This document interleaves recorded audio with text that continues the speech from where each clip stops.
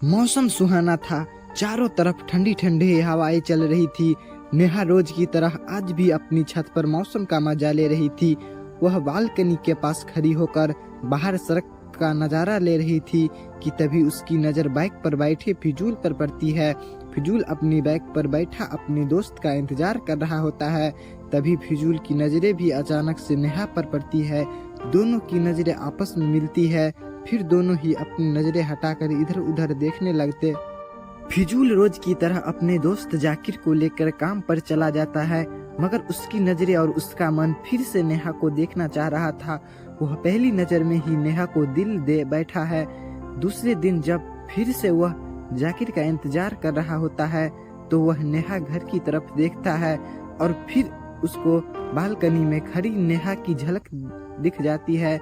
इस बार नेहा फिजूल को देखने बिना अंदर ही चली जाती है। आज फिजूल से रहा नहीं जाता और वह जाकिर से रास्ते में पूछ ही लेता है, यार एक बात बता, तेरे घर के सामने वाले घर में एक लड़की रहती है, उसका नाम क्या है?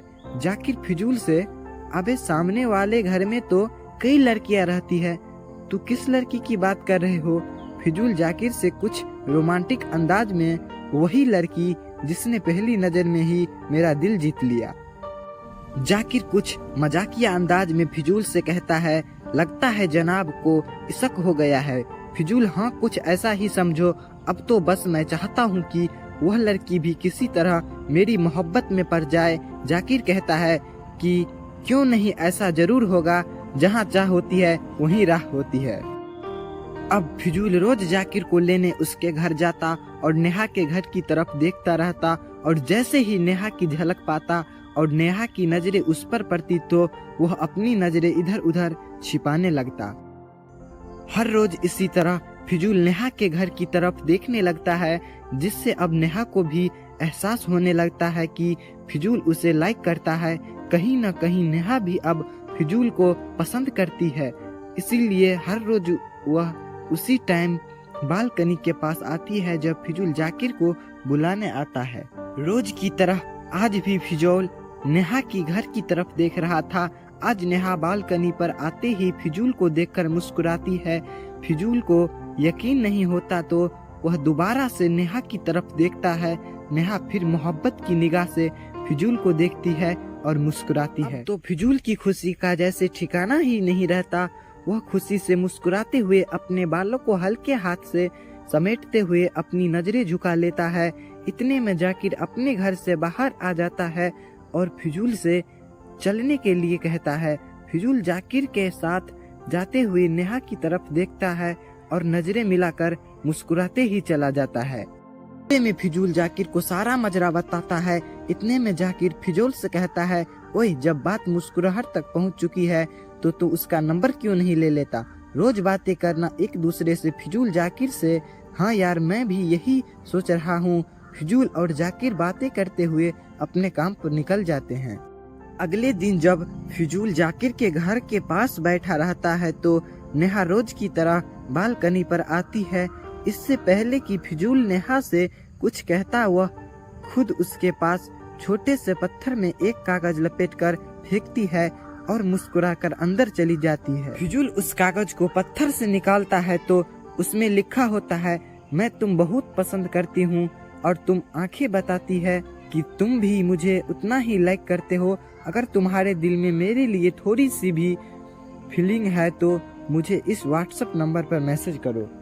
फिजूल नेहा को मैसेज करता है और वह भी अपने प्यार का इंतजार करता है। अब दोनों की मैसेज के साथ साथ कॉल पर भी बातें होने लगती है।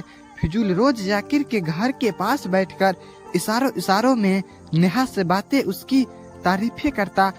इस तरह उन दोनों की मोहब्बत दिन बा दिन बढ़ती जा रही थी और एक दिन मोहब्बत के दीवाने फिजूल और नेहा की शादी करने का फैसला करते हैं। नेहा से कहता है, आज मेरे रिश्ते को 3 साल हो गए हैं, अब हमें शादी कर लेनी चाहिए।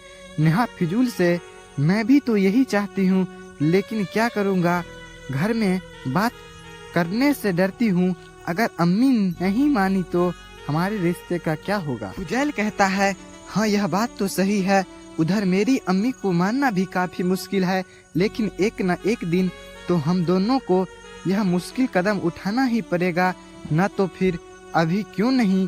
फुजैल फिर नेहा से कहता है, ऐसा है चलो हम दोनों हिम्मत करके अपने अपने घर में बात कर लेते हैं, क्योंकि अब मैं तुम्हारे बिना नहीं रह सकता। नेहा फुजैल की बातें को समझती है और कहती है कि ठीक है।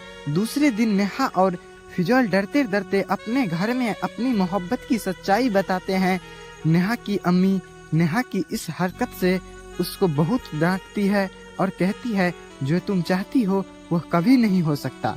फुजैल अपनी मम्मी से नेहा के बारे में बताता है और कहता है, अम्मी मैं नेहा से प्यार करता हूँ और उसी से शादी करना चाहता हूँ। इस पर फुजैल की अम्मी कहती है, हाय बप्पा ये क्या कह रहा है, तय एक अनजान लड़की से शादी करबे, तय हम ऐसा कभी न होने देवे।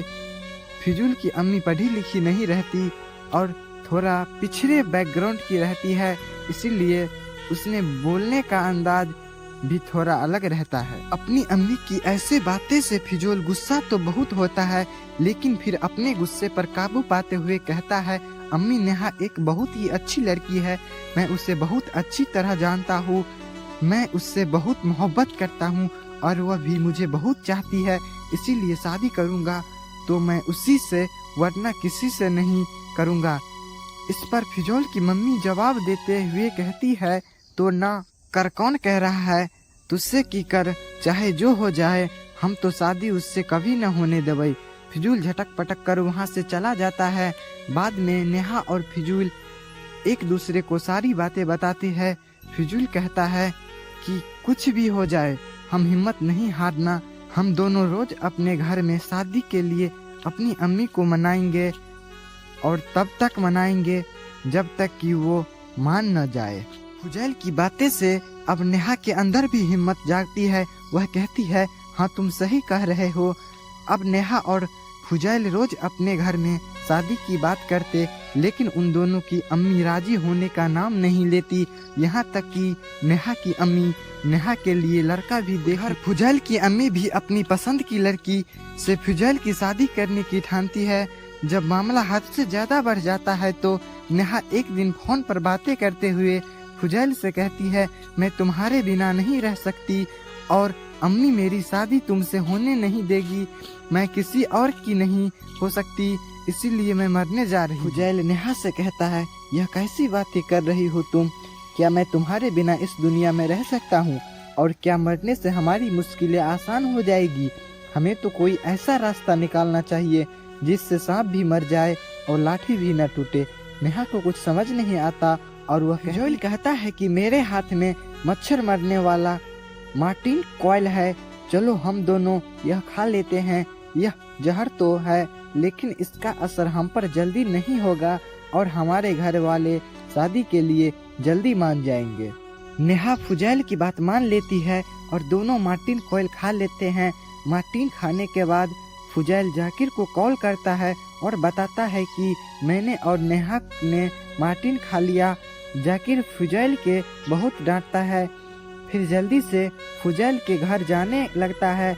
इधर मार्टिन से नेहा और फुजैल की हालत खराब होने लगती है और दोनों बेहोशी की हालत में आ जाते हैं। जाकिर पहले नेहा के घर जाता है और उसकी अम्मी को बताता है कि नेहा ने मार्टिन खा लिया है। नेहा की अम्मी जल्द से जल्द हॉस्पिटल ले जाती है। फिर जाकिर फुजैल के घर पहुंचकर सारा माजरा बताता है तो उसके घर वाले फौरन फुजैल को ट्रीटमेंट के लिए हॉस्पिटल लेकर पहुंचते हैं। सही टाइम पर हॉस्पिटल पहुंचने पर नेहा और फुजैल दोनों की जान बच जाती है, लेकिन दोनों ही अपने घर वालों से बात नहीं करते। इन दोनों की चुटकी इनके घर वालों को खाए जा रही थी। इस पर जाकिर और जाकिर के और दोस्त मिलकर फुजैल के और नेहा के घर वालों को शादी के लिए मनाते हैं, तो फिर दोनों के घर वाले मान जाते हैं। जब नेहा और फुजैल को पता चलता है कि दोनों के घर वाले शादी के लिए मान गए हैं तो दोनों बहुत खुश होते हैं। फिर नेहा और फुजैल की पहले पेमेंट होती है, उसके बाद कुछ महीनों में दोनों की शादी हो जाती है।